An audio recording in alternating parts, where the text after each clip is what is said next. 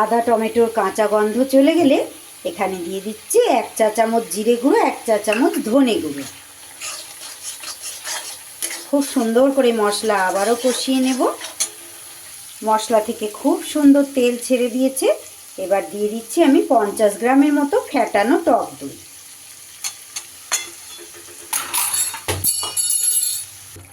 দইটা দেওয়ার সময় কিন্তু অবশ্যই গ্যাস কমিয়ে দিতে হবে, আর রুম টেম্পারেচারে এনে তবেই কিন্তু দইটা ব্যবহার করতে হবে। এই কথাটা আমি সব সময় আপনাদেরকে বলে থাকি, না হলে কিন্তু দইটা কেটে যাবে। এবার দিয়ে দিচ্ছি এর মধ্যে পরিমাণ মতো নুন।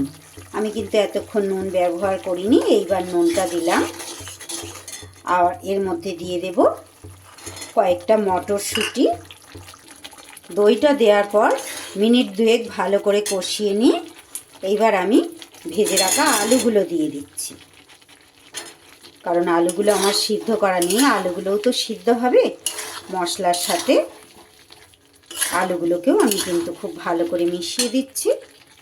এতটা দুর্দান্ত স্বাদ হয় বন্ধুরা এই আলুর দমটা, এতটা দুর্দান্ত স্বাদ হয়। আলুর দম তো প্রত্যেকেই আপনারা বানান, আমি কিভাবে বানিয়েছি সেটাই শেয়ার করছি বন্ধুরা। রুটি, লুচি, পরোটা, ফ্রায়েড রাইস, পোলাও, একদম যেহেতু সম্পূর্ণ নিরামিষ, এটা ভোগেও আপনারা রান্না করে দিতে পারবেন। সামনেই কিন্তু আগামী দিন সরস্বতী পুজো আসছে। খিচুড়ির সাথেও এইভাবে আপনারা ভোগে দিতে পারবেন বা বাড়িতে নিজেরাও খেতে পারবেন। আর কড়াইশুঁটির কচুরি হলে আহা, তাহলে তো আর কোনো কথাই নেই। শীতকাল এসেছে আর নতুন আলুর দম খাবো না, সেটা কি কখনো হতে পারে বলুন। এইবার দিয়ে দেব আমি যে মশলাটা পেস্ট করলাম, পোস্ত, নারকেল আর কাজু, সেটা দিয়ে দিচ্ছি। আপনারা তো প্রত্যেকেই করেন, একবার এই স্টাইলে করে দেখবেন, সত্যি একদম রাজকীয় স্বাদ আনবে বন্ধুরা। এমন কিন্তু কিচ্ছু মশলা আমি ব্যবহার করলাম না, শুধু ওই নারকেল বাটাটুকু দেওয়ার চেষ্টা করবেন। সামান্য নারকেল আমি দিয়েছি, তাহলে দেখবেন সত্যি একটা দুর্দান্ত লোভনীয় স্বাদ হবেই হবে। খুব ভালো করে মিশিয়ে দিয়েছি। এইবার মিক্সির বাটি ধোয়া জল একটুখানি আমি দিয়ে দিলাম, দিয়ে নেড়েচেড়ে এবার আমি কিন্তু ঢাকা দিয়ে দেব। আর মাঝে মাঝে কিন্তু একটু নাড়িয়ে দিতে হবে, যেহেতু পোস্ত আর কাজু বাটা আছে, নিচে লেগে যাওয়ার চান্স থাকবে। একটা ঢাকা দিয়ে সিদ্ধ হতে দেব। গ্যাস কমিয়ে মিনিট 5 ধরে দেখুন বন্ধুরা, ঢাকা চাপা দিয়ে আমি কিন্তু সুন্দর করে কষিয়ে নিয়েছি। আমার আলুগুলোও কিন্তু একদম সিদ্ধ হয়ে গেছে, এই যে কেটে যাচ্ছে পুরো। এইবার আমি একটু গরম জল এর মধ্যে দিয়ে দেব। আমি খুব বেশি গ্রেভি করব না, তাই একটু অল্প করে গরম জল দিয়ে দিলাম। আপনারা যতটা গ্রেভি করবেন সেই আন্দাজে গরম জলটা অ্যাড করবেন। আর আলুতে কিন্তু গ্রেভি টেনে নেবে অনেকটাই, সেক্ষেত্রে কিন্তু সেই বুঝে জলটা দিতে হবে। আমি একদম গা মাখা মাখা করব সেই আন্দাজে দিলাম। খুব সুন্দর করে গ্রেভি ফুটে উঠলে এখানে আমি অর্ধেকটা ক্যাপসিকামকে চৌকো করে কেটে রেখেছি, অর্ধেকটা ক্যাপসিকাম আমি দিয়ে দিলাম। ক্যাপসিকামটা আমি আগে দিইনি, কিন্তু সেক্ষেত্রে ক্যাপসিকামটা পুরো সিদ্ধ হয়ে ওর সাথে মিশে যাবে, খেতে ভালো লাগবে না।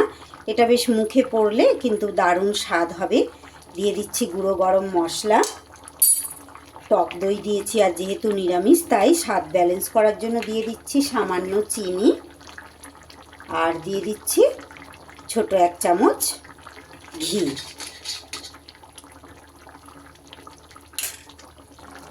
সব কিছু খুব সুন্দরভাবে মিশিয়ে দেব। এই ক্যাপসিকামটার এত সুন্দর গন্ধ হবে এই শেষে দিলে, যে দুর্দান্ত স্বাদ হবে একটা আলুর দমটার, একদম রাজকীয় স্বাদ যাকে বলে। এই সময় অবশ্যই নুনটা আপনারা একটু চেক করে নেবেন, ঠিকঠাক আছে নাকি। কম বেশি হলে, যেই হেতু শীতকাল সেই হেতু ধনে পাতা দেব না, সেটা কি কখনো হয়? দিয়ে দিলাম বেশ কিছুটা ধনে পাতা।